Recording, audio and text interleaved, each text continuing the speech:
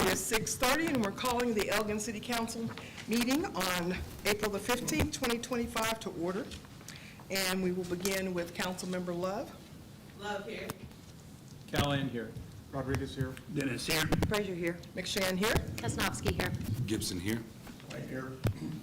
All council members are present. And Councilmember Love will begin with our invocation. Bow our heads. Gracious Lord, Father who art in heaven, guide our hearts and our minds as we lead with wisdom and compassion for our city. Grant us clarity to make the sound and just decisions for the good of our community. Open our ears to listen, our voices to engage, and our actions to reflect the unity of the council, staff, and the people we serve. Bring healing where there is division and strength where there is weariness. Empower us to innovate boldly, act with integrity, and move forward with together in hope and purpose for all that we serve. In the name of Jesus Christ we pray. Amen. Amen. We stand for our pledge of allegiance.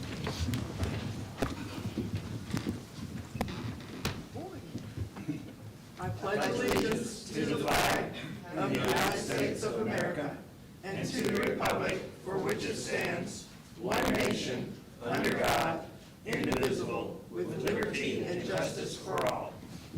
Texas flag. Honor the Texas flag.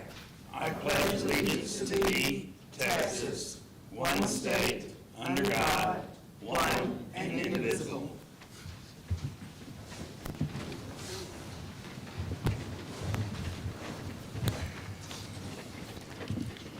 We will begin with our public hearing.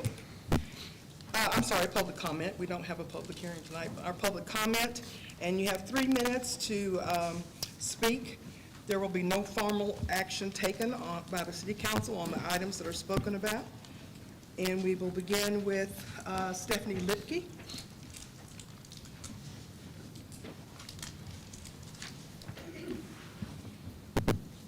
Good evening, Council. At the February 18th meeting this year, Councilmember Dennis made a motion to approve Appian as the recruitment company for the Elgin's new finance director. Y'all approved this unanimously. It's clear from the gradient solution slides that y'all will see this evening that SGR is now handling the finance director recruitment and brochure. When did y'all vote on this? It wasn't done during an open meeting act as required by the law. Why are we recreating a finance director brochure when one was presented to the council last May? Why are y'all starting from scratch? The whole reason you wanted to spread this over 2 companies was to process, so the process wouldn't get bogged down. And here we are, 60 days later. And neither SGR or Appian have posted the finance director position or the senior accounting position. We will continue to bleed money to consultants to carry out the basic legal reporting and budget preparation without a depth of understanding of where have we been? Are we on solid financial footing to move forward? In this budget cycle, do we have enough money to cover expenses without raising taxes? This begs the question. Were taxes raised last time as a stopgap or safety measure to cover any potential unknown financial shortfalls? The serious issues the city is having with financial reporting and transparency just raises more red flags for the community. Now with the executive recruiting, it looks like you're going to take a vote and then do whatever you want to win no one's voting. This is not open government. And these types of actions have historically opened the door to cronyism, abuse, and corruption. Each time your complete lack of transparency is highlighted, you lose trust and support from your community. Trust takes years to build. It takes just a few moments or actions to break this trust. And it takes forever to rebuild it. The time for making decisions while you're thinking no one is looking has passed. Whether I'm sitting up there or standing right here, I will continue to be a watchdog for this community and a champion for transparency. Thank you for your time. Tiffany St. Pierre.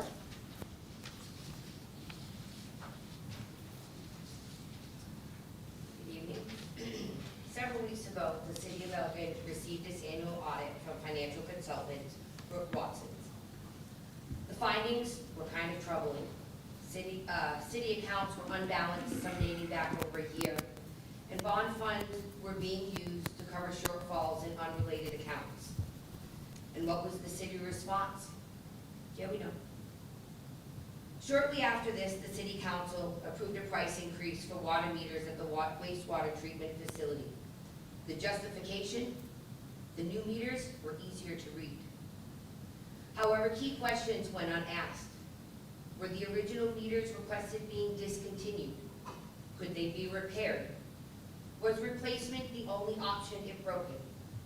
Unfortunately, we don't know, because no one on the council asked any questions. Then came a proposal to repair the deck at the depot. While the Director of Public Works offered a creative funding solution, once again, no questions related to finances were raised. Despite being borne by Brooke Watson, we may not even know which funds rightfully belong in which accounts. The council chose to approve more spending. A second consultant, Gradient Solutions, echoed these concerns, identifying serious banking discrepancies going back years. Yet they clarified that addressing those issues wasn't within their scope or timeline. This makes one thing painfully clear. Elgin needs a forensic audit, now. Why should we as residents be concerned? Well, because if funds are missing or misallocated, we may not have enough money to complete critical projects or fund the current budget. And since we also have limited commercial and industrial tax revenue, our budget heavily relies on property taxes, meaning any shortfall means higher taxes for homeowners. With costs already rising, we're facing an upward trajectory in the city's budget. That means your constituents are already going to see tax increases for the next several years, all while our financial health remains in disarray. It's time for transparency. It's time for a forensic audit. And it's time to stop spending unnecessarily until our finances are in order. Thank you. Where's Kelly?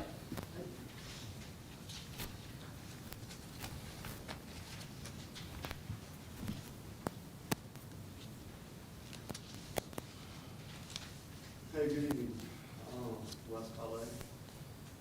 What's y'all doing? Thank you, interim city manager, for trying to navigate us through these muddy waters and everything that you've got to step into. You know, it's got to be a lot.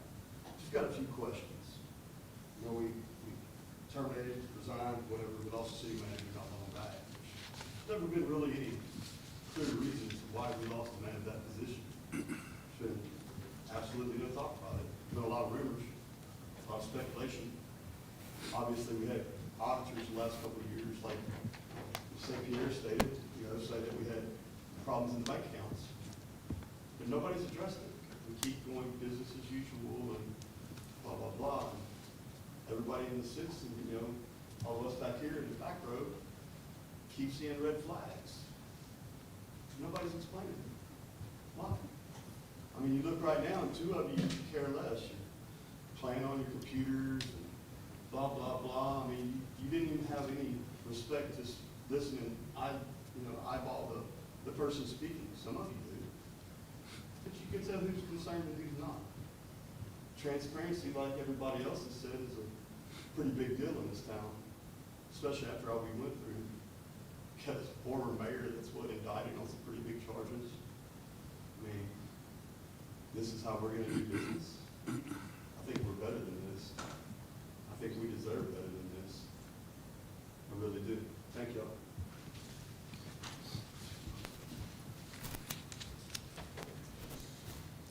That ends our public comment announcements.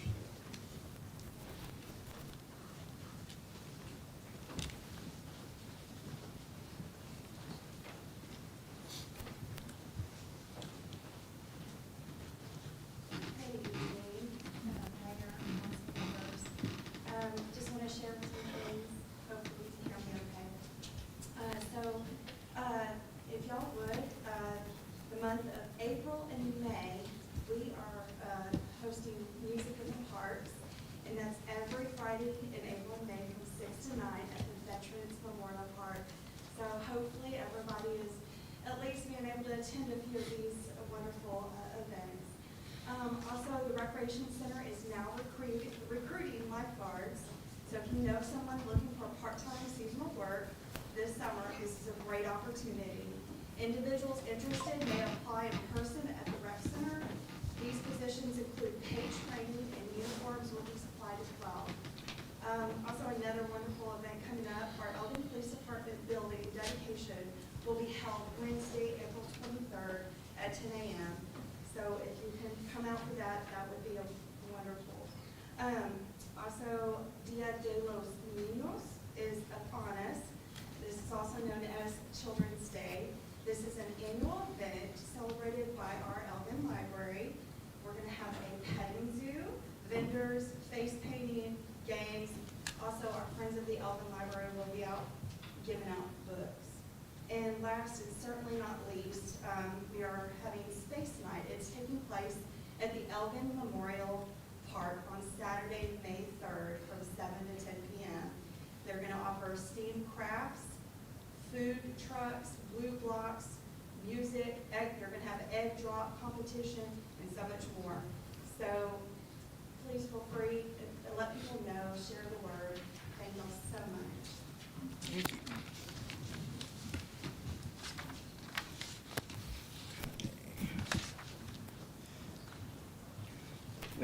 We had a proclamation we were going to do for Madison Wool, but it'll be on May 6th. She was unable to be here tonight. And the next one we will have is recognizing April as Sexual Assault Awareness Month in the city of Elgin. Whereas Sexual Awareness Month calls attention to the fact that sexual violence is widespread and impacts every community. And Sexual Assault Awareness Month aims to raise public awareness about sexual abuse, harassment, and assault, and educate communities about how to be involved in prevention. And whereas more than half of all women and nearly 1/3 of all men in America have experienced sexual violence, the rate of sexual violence is even higher for people of color. And whereas sexual violence affects every community in this nation, leaving millions of Americans, our neighbors, friends, colleagues, and loved ones scared. And whereas the city of Elgin will commemorate awareness throughout the month of April. Now therefore, I, Teresa McShann, Mayor of the City of Elgin, hereby declare April 2025 as Sexual Assault Awareness Month. And during this month-long observance, I urge all citizens and individuals to raise awareness and advocate for the community action to prevent sexual abuse, harassment, and assault. In official recognition whereof, I have unto set my hand and caused the great seal of the City of Elgin to be affixed this 15th day of April 2025. And I believe Ms. Thompson and our former Mayor Bastrop is here as part of the awareness.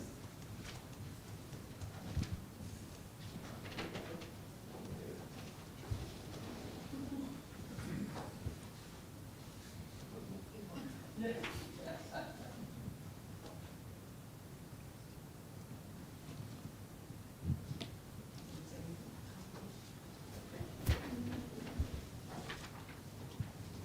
evening, Mayor, City Council members, and community members. As it was stated, April is Sexual Assault Awareness Month, and currently outside of our office, there are 178 sealed flags that each represent a report of sexual violence in our service area in 2024. Sexual assault is the most underrated crime, as 63% of assaults are never reported to police. Therefore, we would never know the actual occurrence.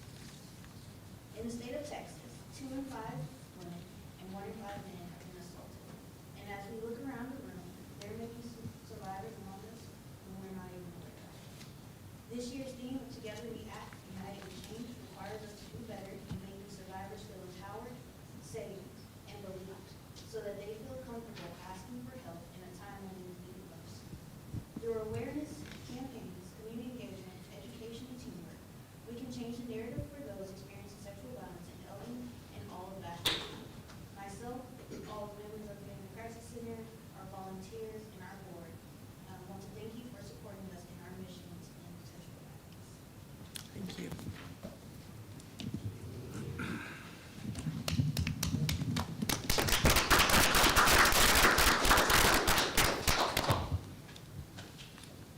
Okay, next we have our staff report, updating the finances. Madam Mayor, members of the council, members of the public, if I could just make some preliminary comments. You'll have presentations by Gradient representatives as well as Pam Sanders. And then if I could make some closing comments, I would appreciate that. You might recall that during our strategic planning session, Dr. Mowry provided an example of how to plow in a straight line on a tractor. I've not been plowing on a tractor, but we're going to use this as an example because it's the best one I could think of. He said that the way you do it is not to look down at where you're at, but to look at a fixed post and just head towards that fixed post. There are a lot of challenges with our finances. It is enormous, as you will hear, but we've got to figure out how to get a handle on it. So the fixed posts that we're looking at, one is audit, responding to the past audit and to preparing for the audit that's to come. And then the second one is budget preparation. We need to make sure that we've got some as solid financial figures for the budget preparation as we can. So those are the fixed posts that we're looking at, and I would encourage you to also look at. I do want to encourage you to go ahead and ask your questions tonight after we do the presentations. I know you've got a lot of questions. You've heard a lot of inquiries from your constituency, and we want to be prepared to try to answer them to the very best of our ability. We have, and I do appreciate your support in hiring SGR on March the 18th at your council meeting to conduct the recruitment for the finance director. And I appreciate you trusting me that the firm will better suit our needs than Affion, although I think Affion is a great firm. The presenters this evening will be Cal Webb from Gradient. Lori Langford may help answer some questions, and of course Pam Sanders. And so at this time, I'll ask Cal if he would come up and do his presentation. Thank you.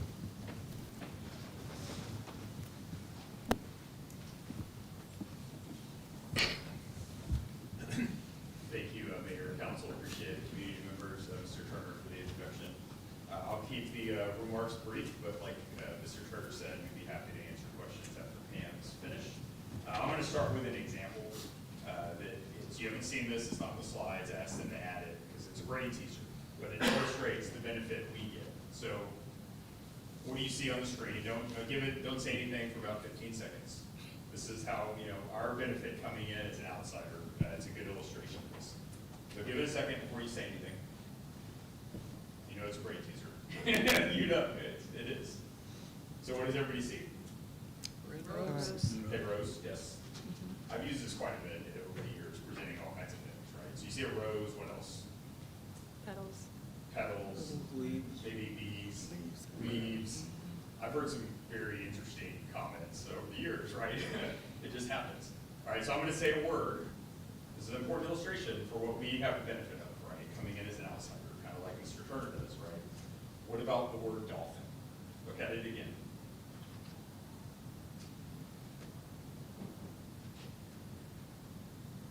I'll point it out in a minute. Sometimes this happens. So in the middle above the top, there's a little transparent dolphin. You see it? So it's like it's transparent, it's clear, right? I mean, it really is, we could do brain teasers all night, but there's a reason, right, for that. And the dolphin, everybody see it hopefully.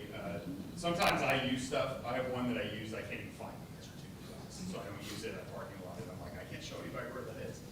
But think about it this way, right? Our brains are wired, and it's what happens, especially with accountants. Like, I'm a CPA, right? I'm an accountant.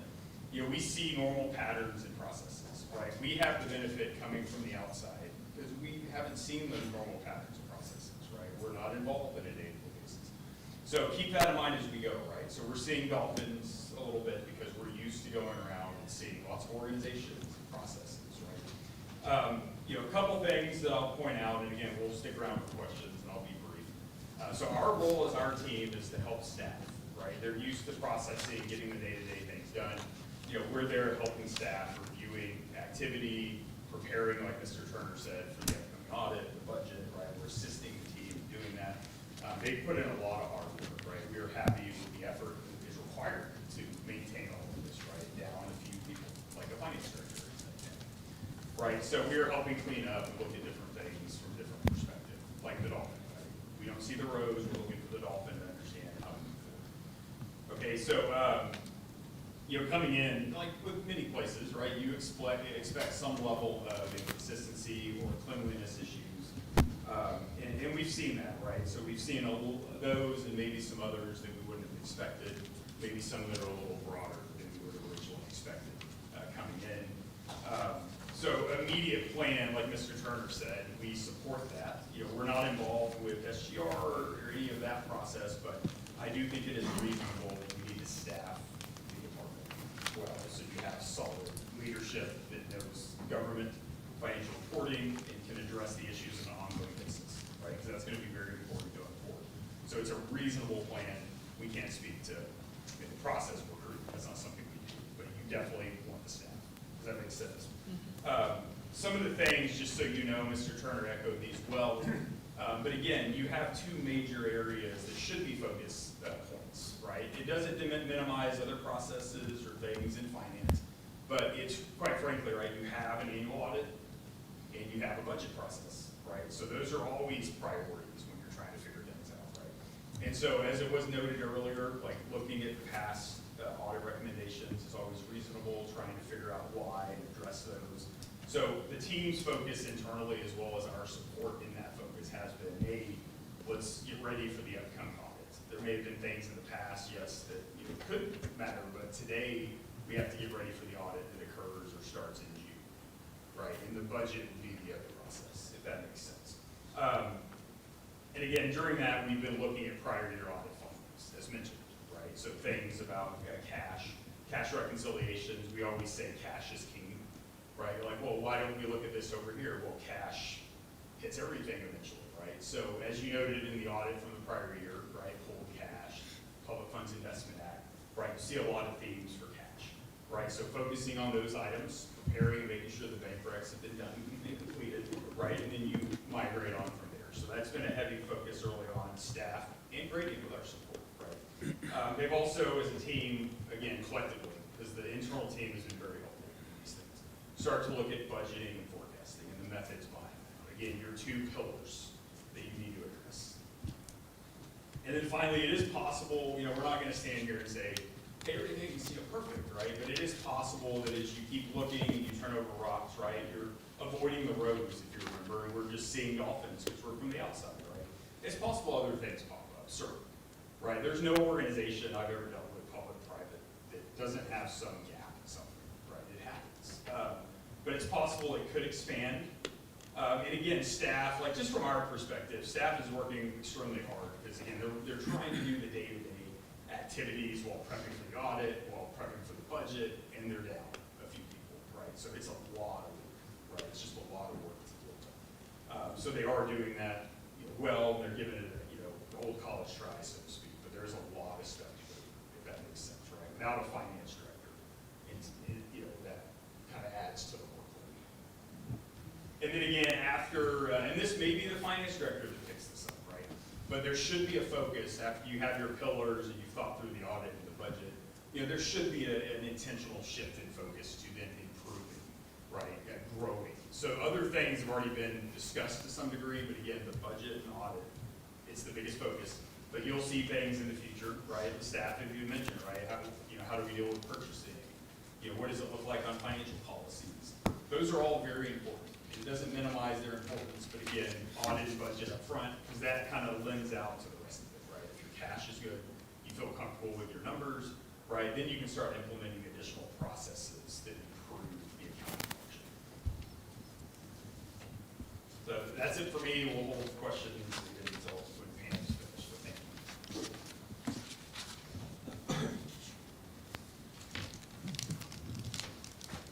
Good evening. Sorry. So some of the areas that we've been working on internally is recruitment with SGR and the Finance Director brochure. That will be wrapped up here pretty soon. We will discuss reclass and additional positions for the Finance Department in the budget process. We've just recently done training with the new ERP program. It's not new, we've had it since 2020, but with the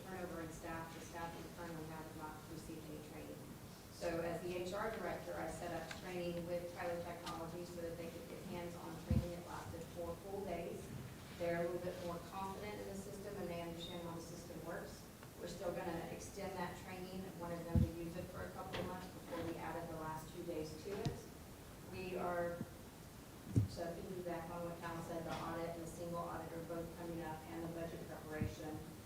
We have been reviewing geocodes and recently completed the budget calendar that we presented to council, the budget manual that includes the forms that will be used so that it's more of a uniform process this year.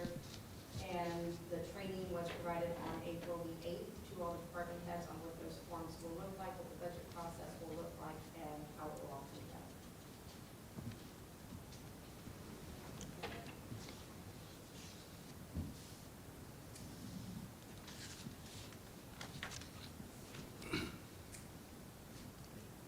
I'm sorry.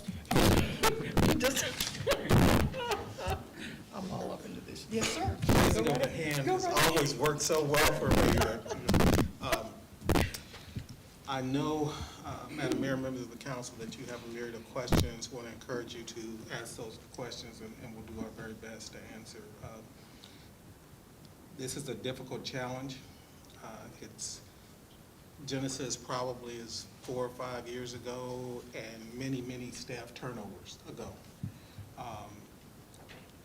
I do want to say that we are addressing it appropriately under the circumstances.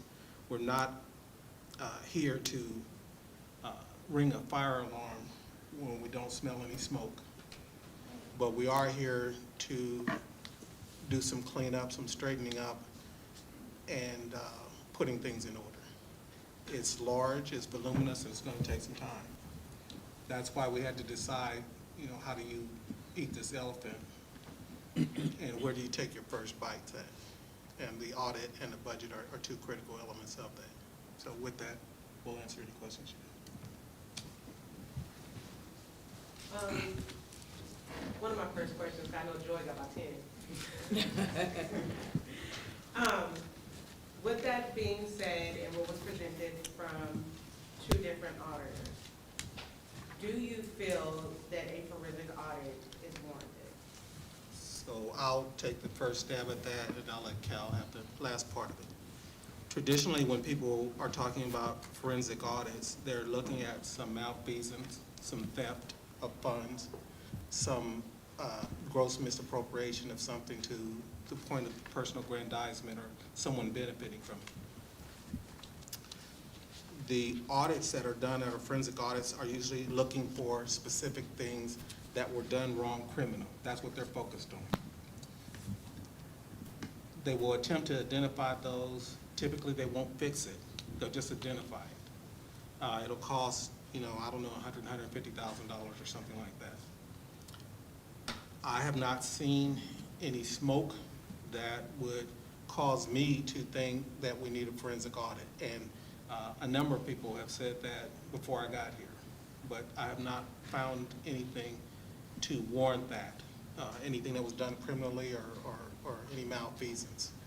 I do want to make the best use of taxpayer money, and I do want to do my best to solve as much of this as I can while I'm here. I will confess, initially when you hired me, I thought we probably could get it all taken care of. I don't think so anymore. It's been a mess for a while. It's going to take a little while to clean up. But I believe as your manager that a forensic audit would cost a lot of money and would not benefit as much. Cal, I'll let you make this. Sorry, I apologize for making the noise again. I'll try. Yeah, I think it's a fair question, right? You see those things occur in local government space. I'm going to tell you my perspective from having served and worked in this space for quite a while, and having a dad who was also a partner in your city, worked in the government since 1978. I think if it was me, my main focus would be doing everything I could to get the right staff in, to recruit and to repair everything as quickly as possible.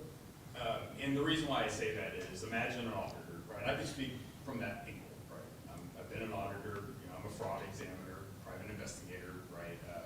We normally help management think through those things as opposed to doing the full out scope items, right? We love helping think about it, if you're a new finance director that just got hired, right, in the next few months, and you're handed the audit, you're handed the budget, you're handed a forensic audit, all at the same time, right? You just want to be careful, is all I'm saying, to think through that, right? How do I prioritize getting the right people in, paying them the right amount, and, you know, emboldening them to go own everything and help grow it and fix it, right? And then at some point down the road, if you're thinking about things like that, you know, again, it's not an unfair question, but I would say from my perspective, it would be, it could set you back a little bit, right? Because imagine we're asking for stuff. Hey, where's the support for that? And the person who did it's long gone. It's not in the system. It's not in the file paperwork. So as an auditor, what's the first thing I would come ask for? Give me all the support for those journal entries. Give me every single AP invoice for those vendors. I need to see all of them. I need to see the bank recs. They're all done. And I need to see the history, the reason why you did that, right?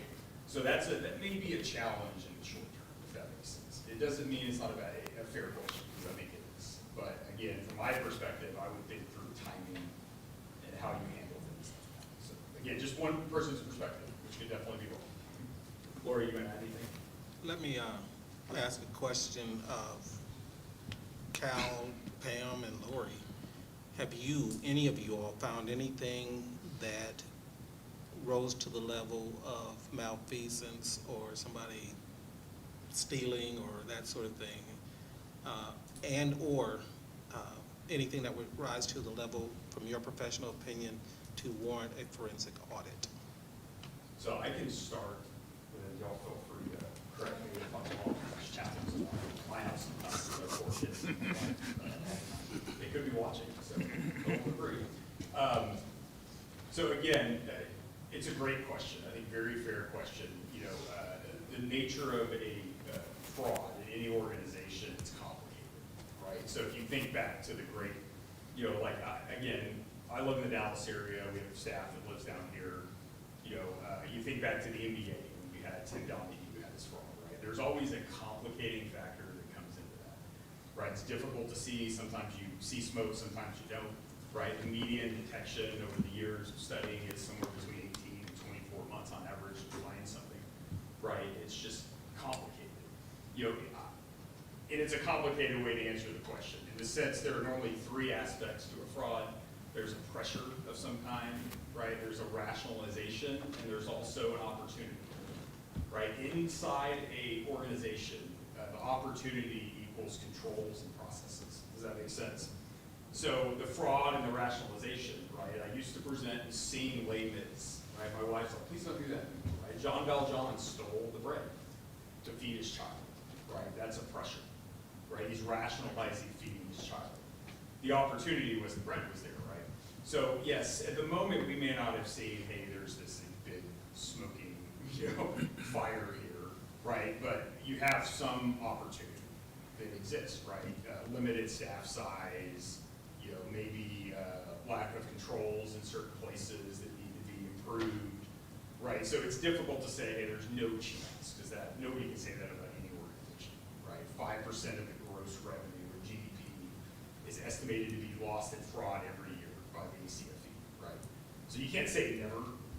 I would just say on the triangle, we've seen instances where there's control weaknesses, which means you could have an opportunity, but I haven't seen transactions personally that say, hey, that's an issue. But I'm not saying it doesn't exist. Does that make sense? That's the best way I can professionally and honestly answer it. You have some opportunity risk on that part of the triangle. Does that make sense? Yeah.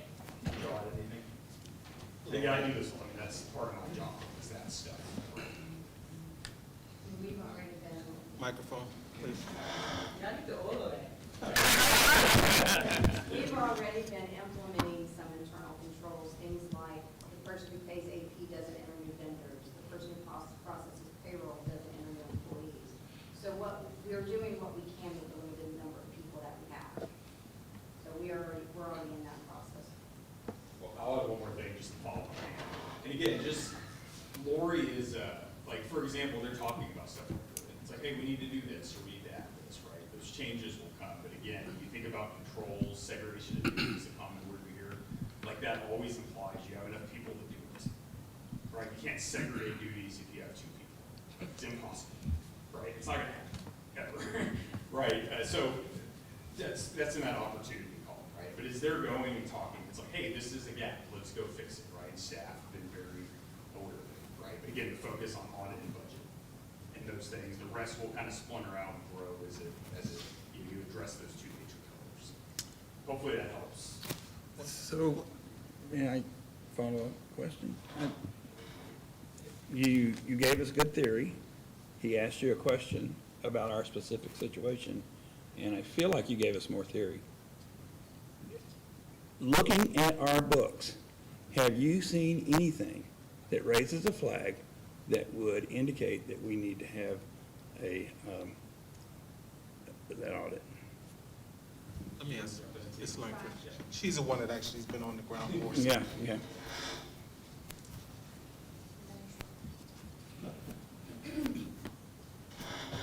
So yes, Cal gave you theory behind it, and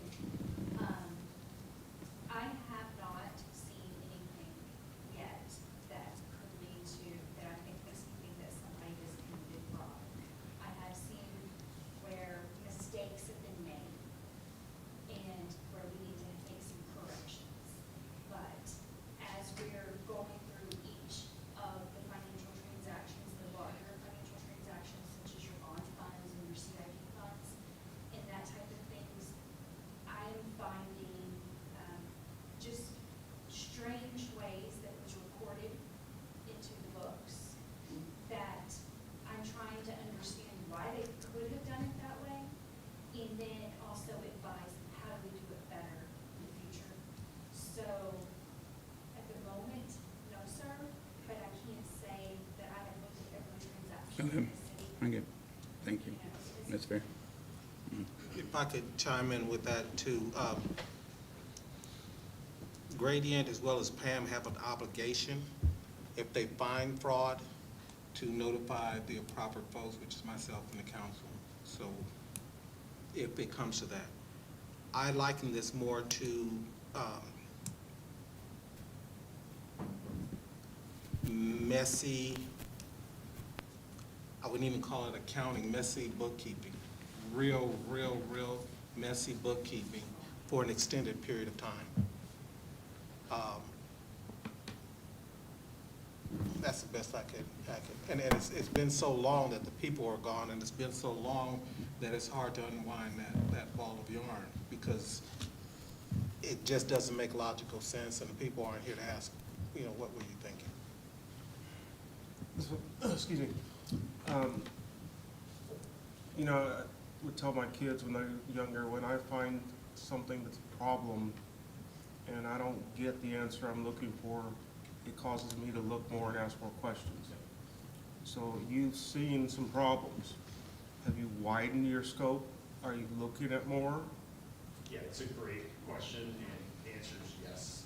So I think it's because when you see one thing, it's normally connected to others. So to go down the audit and budget process, you have to understand most of the numbers, but yes, I mean, it causes Lord, for instance, if you want to speak to that. You find one issue, like, hey, this journal entry was made. So now I have to understand what components were and why. Where did they come from? What was the purpose? What were they moving? Right, so I know Lori's done that on a number of occasions. You know, Pam, done that. No, there is one transaction that I have been tracing all the way through, and I feel like I finally figured it out, because it was, as an example, it was entered in and reversed several times. The money was not moved at the bank several times. It was just entered in wrong, and try to correct it, and then correct it wrong. So that transaction, I spent quite a bit of time in the process of reviewing that transaction. I found other issues that I needed to address. So, so yes, I'm always scratching at something, and then it takes me down another path. And Mr. Turner and I are, like, we talk weekly, sometimes 3 times a week, and I'm bringing them as examples, like, I've seen this example, I've seen this example, so, and I'm documenting them. And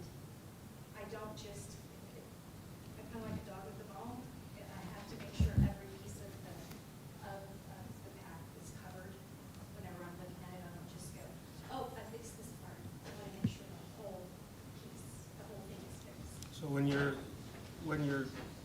trying to get at that bone, get to the bottom line, what happened, and you find out the reason it was done wrong, are you finding that a reasonable reason? And maybe it's a rhetorical question. Is that being chalked up just because people weren't properly trained, people didn't know what they were doing to begin with? But what I'm hearing you say is that you're not finding a reason to believe that anybody was trying to hide something. Is that correct? Or That is absolutely correct. I do not see that someone was trying to hide something. I feel that they only understood how to do this work. They didn't understand how to take it all the way through the governmental accounting spectrum. Fund accounting in the government is complicated, and the way it all relates and fits together. And so I could see, I try to sit, like, what were they thinking when they did this?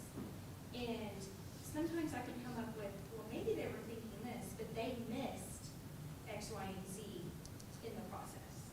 So I don't feel like anybody was intentionally messing up the books. I just don't think they knew how to take it from start to finish accurately. Did I answer your question? I think so, yes, ma'am. If I may,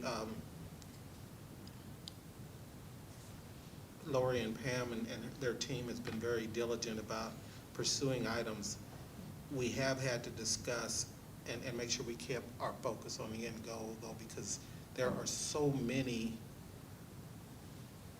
items out there that they could go and research, and we still gotta get ready for the audit, and we still gotta get the budget. So we've been trying to pick and choose which ones we delve a whole lot into and which ones are gonna make the most difference. It's been a long time that this has been going on, and so there's a lot of twists and turns and some things, quite candidly, I've not seen done that way in 40 years. We don't disagree. Thanks. With the current discussions and the way the finance books are right now, how confident are we with creating a budget? What do we have? That's an absolutely outstanding question. I've been frustrated, almost said a few choice words. Yeah, see, you took your glasses off. Walk downtown a time or two. I feel I've got to get you a budget that we can have some level of confidence in. That's my job. That's why you had me here. So we will get you a budget. It won't be easy. It'll be different. I'm learning a lot on this job, but we will get you a budget. We were talking today about forecasting, and we've been talking today about the methodology related to it. Just a myriad of things to try to get you as solid of a budget as we can. I wish the circumstances and situations were different, but they are what they are, and you can get anybody to react, but you pay me to respond, you pay this team to respond, and that's what we're gonna do, is get you a budget, a solid budget, as solid as we can. With current regular city staff, how many positions are we short in finance? We're short two, obviously the finance. Not finance directors. We know that one, but One in addition to that, and right now, I think that's an accountant level position or a clerk position. So, as I've been sharing with you, I would like to upgrade that to a senior accountant. That is very important.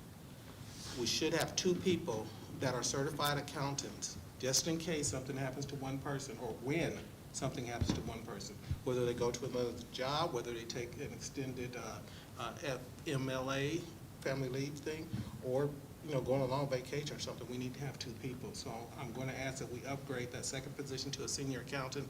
I am hopeful that maybe as we're doing this finance director advertisement, that there may be somebody that might be better suited and be willing to serve Elgin as a senior accountant. And if we can do that, we will do that. If we can't do that, then we'll need to talk about getting a senior accountant. And It's so- that important. I'm sorry. And so then I'm assuming you already have that built into the budget that you're going to bring forward to us? I do not. We're working on the budget right now. And I will tell you something. If we find someone, we will talk with you about how we're going to pay for it, but I would like to get them on board immediately. It's just that important. We're way behind. In addition to trying to catch up, we're trying to improve what we're doing on a day-to-day basis. I think we've got some good accounting people, and people in finance, but we need folks with governmental accounting, financing backgrounds. Sorry. So I just have one more follow-up question. So with getting the senior employees in place, do we still have adequate staff on the day-to-day stuff that aren't senior staff? Or is that something we need to look at based on what has been found?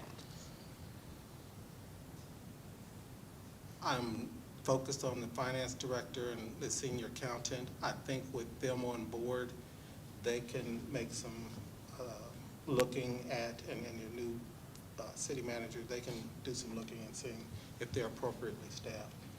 But a staff of 4 for a community this size is not unreasonable.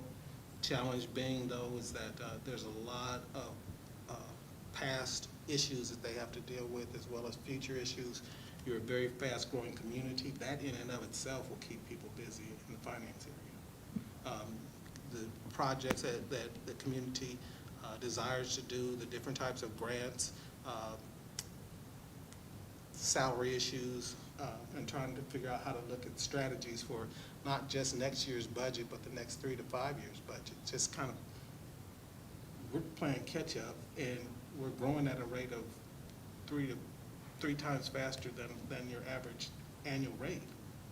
So those two positions are key. And council member, I don't know the answer to that question exactly. I do know if we get those 2 professional positions on board, we'll be in a lot better position than we are now. Thank you. So I think you answered my question. My question was going to be about, are we adequately staffed? But I'm also thinking about the growth that we face and the additional workload that creates, in addition to correcting the problems that have been created over the past several years, is what I'm getting at, getting from this conversation. So would it make sense to then go ahead and add a position to better prioritize that department and provide the proper support, the proper experience, the proper training, so that we don't fall back into this situation should we lose somebody else down the road? And understanding that, yeah, we'll be spending more on the front end versus preparing ourselves for down the road. That is exactly what I'm asking you to do with the senior accountant. It does not increase the number of positions that are budgeted, but it increases the skill level of the positions that are budgeted. It would be fairly easy for them to come back to you and say, we need another, accountant 1 or accountant 2 or something like that. I think the most critical thing is to get the finance director and make sure that there's somebody else on staff who's a certified accountant and has experience with municipal government finance. I would say that would be the first step. I don't want to overreact, and I don't want to underreact. Considering where the community is financially, as best as I can ascertain, I think upgrading that position is a big ask. And I would prefer, if you ask for my recommendation, obviously I'll do whatever you tell me, but I would prefer, if you ask for my recommendation, that we try to get the senior accountant in place and a finance director in place, and then let them determine where they go from there. That doesn't preclude anybody else if y'all got a different answer. And I think that's a fair, because when you're cleaning up too, and you're uncertain about processes and things, it's also difficult to project out and say we need 6 staff or 5. I think it is mission critical to get the right finance director, pay them well, and make sure they're trained, right? I mean, you see every once in a while, hey, I have a private sector accountant coming, and it doesn't always work, right? Because fund accounting is strange. Somebody who's been in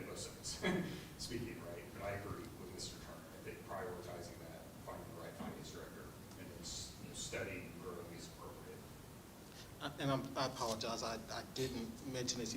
I go over this stuff so much in my mind, there's certain things I've already kind of decided on, and you don't decide on anything as a manager, don't tell council. That doesn't work. I'm believing that Gradient will be on board until the finance director deems that they got it. So in other words, to your point, we may have a senior accountant on board, a finance director on board, and Gradient on board for several months with them to kind of help. But there should be a plan that's presented to you. This is our plan, this is what we're gonna do, this is how long we think it's gonna take, and they're giving you updates. So it will be in essence some additional resources like it is now, plus. Thank you. I have a question. Have there been conversations internally about how to retain our financial staff, since there have been? I don't know if the turnover there is different than other departments, and just thinking, I think we're all very committed to wanting to get qualified staff, but we can't have them leave in a year. Yes, good question, very good question.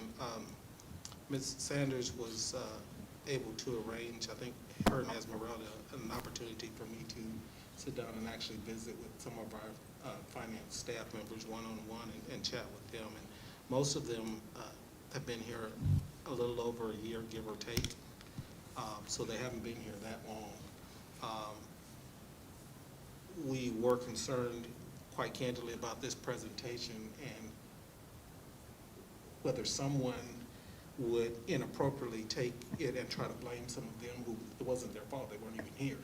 So we're sensitive to that. I think Pam had a talk with some of her staff members today just to make sure that they understood they were valuable persons. I can't ever say someone won't leave, but Elgin has a lot of people who are dedicated to Elgin. This is not the highest paid city even in the area, so a lot of your employees are dedicated to this organization. That does not mean that they don't need to be paid more, because they do. Just throw that out there, but I'll let Pam answer the rest of that. The turnover in finance is more along the lines of it's overwhelming. The lack of qualified accountants in the area. And we've had 2 interims since 2021. So a lot of your higher qualified accountants and finance directors aren't coming this way because they don't want to follow 2 interims. The pay's not there, and so we know right down the street. But the majority of it, without being specific on who, there was a conversation about, there was a lot of capital improvement projects, there was a lot of funds going on, and it's something they weren't used to. I will say that the positions that you're hiring, including city manager and finance director, will be market driven, which means they may make more. The finance director is going to be a very high paid position. I am going to keep in mind what Elgin's needs are, and I am very prudent and extremely conservative, but I will not be penny wise and pound foolish. It's cost us too much already. So we will pay what the market is demanding. And I've told directors, I have to tell them again, and some of them will probably complain to whomever.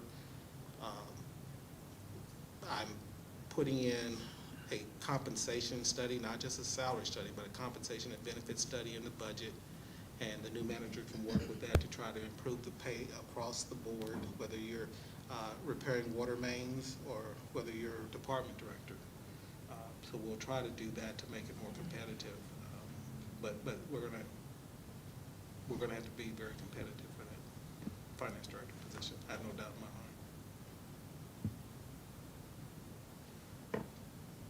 It is such a blessing to be an interim. It's like being a grandma, right?